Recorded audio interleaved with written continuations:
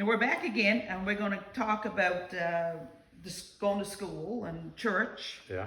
So, tell me about this now. School was a kind of a special thing to all of us back then, because it wasn't just a place to get an education. No. In the purest sense. I mean, it was about what really school was about. In addition to that, was the community. Yes. So that, going to school most of my later years, teenage years especially, I mean, you started off in the morning lighting the fire at schoolrooms. Yeah. And of course, that became a time, since there was 2 or 3, yeah, and there was I remember now the old school, the new one, they were a little more particular. There was a space there always, a stage. Well, that was just not a stage. That was a place to play some kind of hockey. Right. Oh yeah, that was. Yeah. So you got up in the morning and you were a bit enthused about maybe having to kick at the ball down at the stage. Not so much about getting the kindling down and getting the fire going properly, right? But anyway, that was part of life, is going to school then. The second thing that was an important part of life, I suppose, back then in the school, was that you knew everybody. Exactly. You knew all the families. Yeah. So again, it became part of community. And the teachers, you got to know them intimately in very short order. Yes. Which made it easier. And of course, the things that went on in school that kind of stick out in your mind, to me at least, would be stuff like the Junior Red Cross. Right. I mean, again, a community effort almost, because Friday afternoons, everything stopped from an education learning process, as they would call it, and you went to recitations and sing songs and had your formal election of officers for all the Red Cross stuff. Right. And that was again part of school. And of course, out in the schoolyard, out in front of the school, no, it's how many rocks were there or how many boulders were there. You still played soccer. Yes. And whatever else, be it cat or our own form of baseball, all of that was done in relationship to the school. And then of course it carried on in some respects, but had a little diversion, because once you got away from the pure school stuff, you were almost into church stuff. Right. And so for the people who went to St. Luke's in those days, of course, it was basically the Pentecostals and the Anglicans, because the United people had their own school up in the harbour, right? I went there. But down where we were, we didn't mix again much with the crowd from Hibbs Cove in the little school that was down there, but they eventually got up to where we were in Ship Cove. The other thing about school then was that in my teenage years, you were welcoming the students from Bernie. Right. And you know, it wasn't busing. No. It was bike and horse and sleigh or whatever.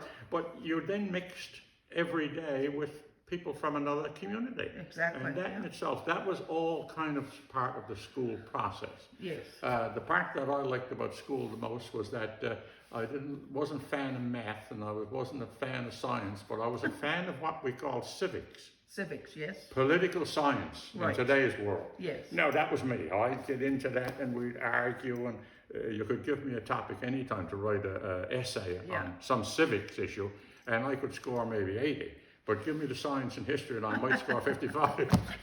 So these are the kind of things that back then we were, in some respects, ahead of our time. The one thing that I would credit a lot of my growing up and maturing was this: that if you were an attentive student, and some of us were, and you had those older grades in the same room with you, you were actually learning a year or 2 in advance of getting there what was going on.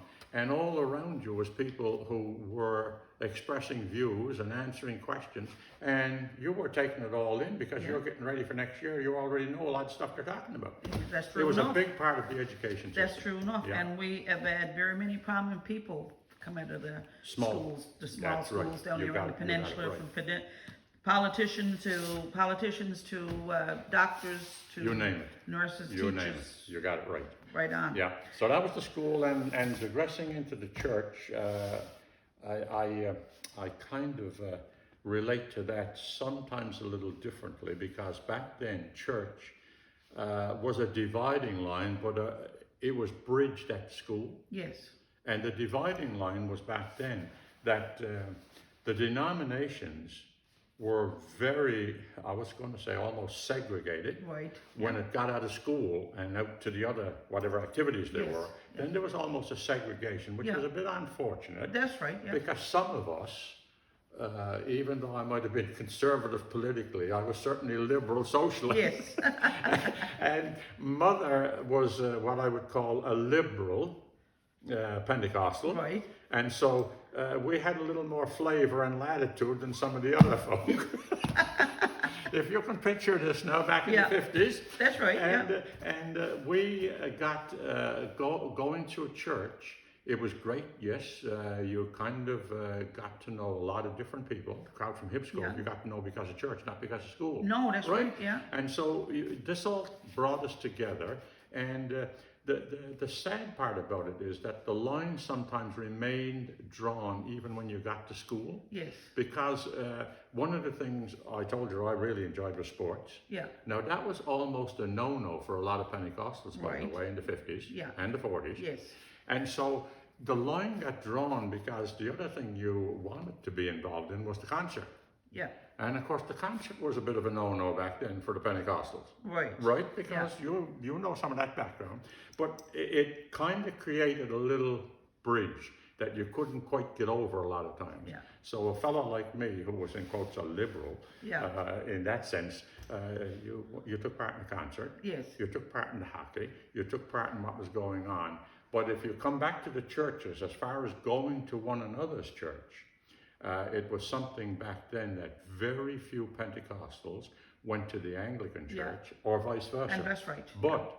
But for us, and I'll never forget this because it was a big part of my upbringing, at the Anglican school where I was, one of the really nice things about it is that we as students got to go to the Anglican services of importance because school then stopped on Good Friday.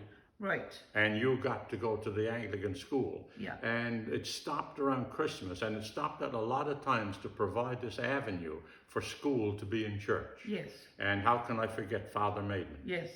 We had a priest come and he was called Father. Now that in itself was back then. That's but right. the fact that Father Maidman was able to instill in us, both at church on a regular service, and to come to the Anglican school to have prayers with us in the morning. That's right, yeah. To me, that instilled a tremendous broadening of my understanding of church and denominations and all that stuff. Yeah. Because I'd come up the channel of Pentecostal, but here I was drifting school and church-wise and a good understanding of the Anglicans. Yeah. The only thing that I would say on a negative note that really bothered me, and I'll talk about this in writing later, is that in growing up, even in the case of funerals, there were a fairly large number of people in different denominations who would go almost to the church door to the funeral, but not into church. No.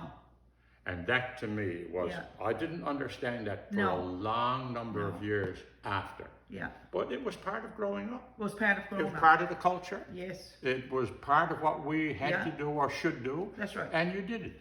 Yeah. But I'll tell you, it took me a long while to get a grasp on this kind of stuff. Yeah, but thankfully today, we're all one. We're all one. And what a difference it makes. And it makes some difference. What a difference it makes. Yeah.